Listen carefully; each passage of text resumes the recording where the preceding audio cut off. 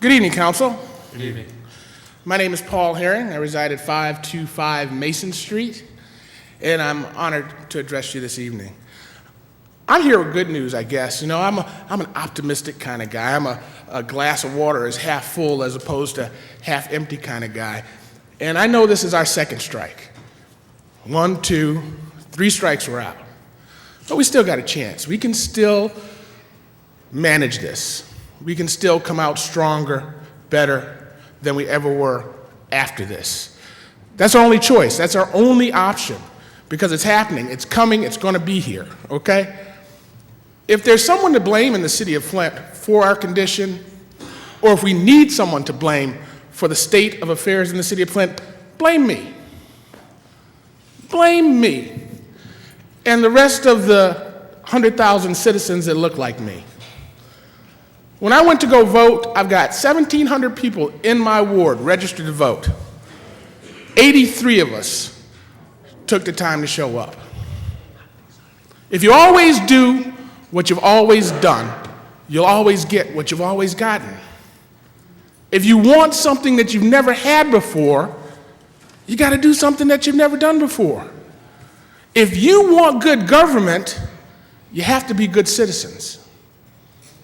If you want good kids, you have to be good parents. That's true. And if you want a good neighborhood, you have to be a good neighbor.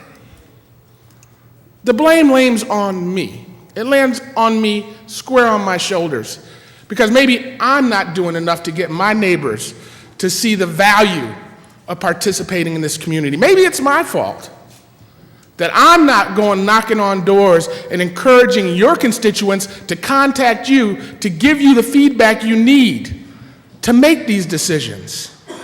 I was aghast, and I believe it was you, Jackie, that said that not one constituent had called you and advised you on an issue. That was very important. I seldom hear many of you speak about the calls you get from your constituents, the meetings you have in the grocery stores, and how they corner you in the church and encourage you to do things. It's my fault. It's my fault. Blame me. That way, it takes the guilt off of you, it takes the guilt off of them, and we can have a new day here in Flint. If that's what we need, that's what we need. In all things purely social, we can be as separate as the fingers, guys. But when it comes to things that are beneficial to our mutual progress, we got to be one like the hand. We got to be one like the hand. I didn't say that. Booker T. Washington said that. And now that I'm back around the circle, I need to invite each and every one of you, not only you, the council members, but the people watching at home, this year's Kwanzaa celebration. It's a time to reflect and rejoice. It's a time to talk about the past and plan for the future. If you don't want to go to the polls and vote, come out to a Kwanzaa celebration and have your voice heard there. And then maybe we can turn that into some action. We're looking for organizations to host each evening. Odyssey House this year has stepped up and allowed us to use their house as our home. And I want to encourage each and every one of you. It's 7 nights between December 25th and January 1st, from 6:30 to 9:30. If you can find the time, come on out. We don't turn anybody away.